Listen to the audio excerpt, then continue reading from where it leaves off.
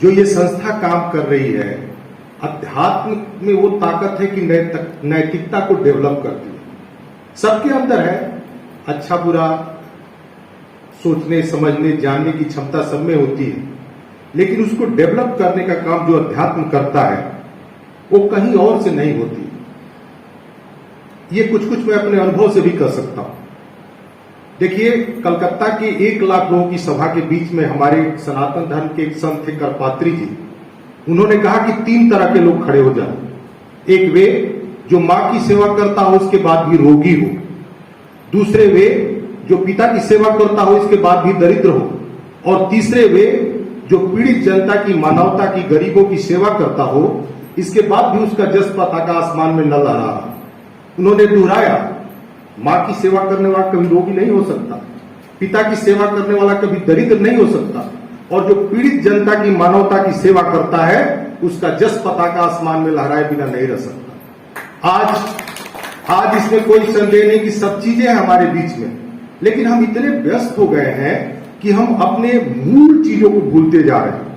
हम, दुखद है, कई लोग मां बाप को भी भूल रहे हैं। और इस चीज को मैं कह सकता हूं, मैं काफी लिखा हूं पहले, इधर मैं इस संस्था से थोड़ा कम समय दिया हूं, लेकिन बहनों ने इतना अच्छा काम किया है। मैंने देखा है बस्तियों में जाके, जो गरीबों की बस्ती है, जो लोग शराब पीते हैं, कुछ गलत नशा के शिकार हो गए, उन लोगों के बीच में जाकर के आप लोग काम करती है। मैंने एक बार लिखा था, चीफ मिनिस्टर तक इन लोगों की बात पहुंची थी और इन लोगों का बुलावा भी आया था। ये हिंदुस्तान ने यहाँ पर काम किया था, आप लोगों के संस्था के काम को उजागर किया था कि आप लोग कितना अच्छा काम कर रहे हैं। देखिए, जहां तक मीडिया की बात है, अब मैं संस्था के बाद थोड़ा सा एक लाइन मीडिया के बारे में कहना चाहता हूं, और उसका भी मैं एक दृष्टांत से ही देना चाहता हूं। महाभारत का युद्ध चल रहा था और उस युद्ध में एक दिन दुर्योधन ने आरोप लगाया भीष्म पितामह पर, पितामह आप क्या लड़ रहे हैं, अर्जुन का गांडीव कहर पर पा रहा है। कहा क्या चाहते हो तुम, मुझ पर शक कर रहे हो क्या? कहा कि चाहता हूं कि कल अर्जुन का वध हो जाए। उन्होंने कहा कि जाओ, कल ऐसा ही होगा।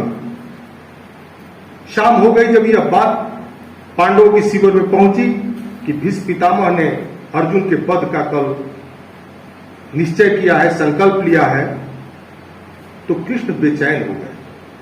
अर्जुन आया युद्ध से और युद्ध का ड्रेस पहन के ही जाके सो गया, शिविर में सो गया। ये बेचैन है। 9 बज गया, 10 बज गया, रात को जगाते हैं जाते, अर्जुन अर्जुन उठो उठो, सोने दो गोविंद, बहुत थका हूं। कहा कुछ सुना है तुमने? अरे कुछ जानते भी हो? कहा जानता हूं गोविंद। कहा कि अरे तुमको भीष्म पितामह ने स्वयं मारने का प्रण किया है, उनके प्रण का मतलब जानते हो ना? कहा कि जानता हूं।